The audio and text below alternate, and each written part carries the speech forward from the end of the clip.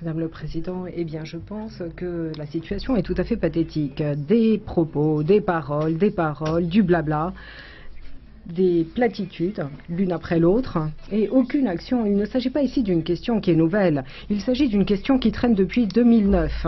Nous en avons parlé, une présidence après l'autre. J'en ai parlé avec les ministres.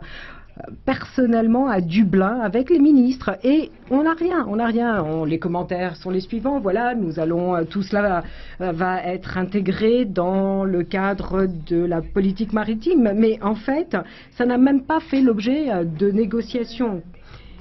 Ces plans de gestion pluriannuels sont cruciaux si en effet nous souhaitons avoir une réforme raisonnable au niveau de la pêche. Depuis 2009, le Conseil bloque les approches proposées par ce Parlement en vue de mettre en œuvre ces plans. Et dès lors, c'est au Conseil maintenant qu'il incombe de trouver une solution au problème. Mon collègue Pat de Cope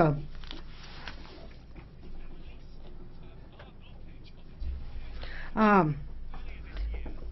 montré quelles étaient les mesures adoptées. Parce que justement, la présidence irlandaise avait garanti le début des négociations. Bon, je ne veux pas dire ici qu'il y a eu mensonge, néanmoins je pense que la présidence irlandaise ici a fait vraiment à mauvaise presse parce que, en effet, si nous souhaitons ici donner des documents, si nous souhaitons procéder au vote, si nous souhaitons avoir des résultats, il faut que la présidence nous fournisse des informations parce que 3 et 4 ans après les négociations, nous ne savons pas vraiment quels sont les points de litige entre le Parlement et le Conseil. Il est grand temps dès lors que la présidence convoque une réunion, que l'on s'assoit tous autour d'une table et que l'on voit quels sont les points qui doivent faire l'objet d'un débat et commencer ainsi les négociations.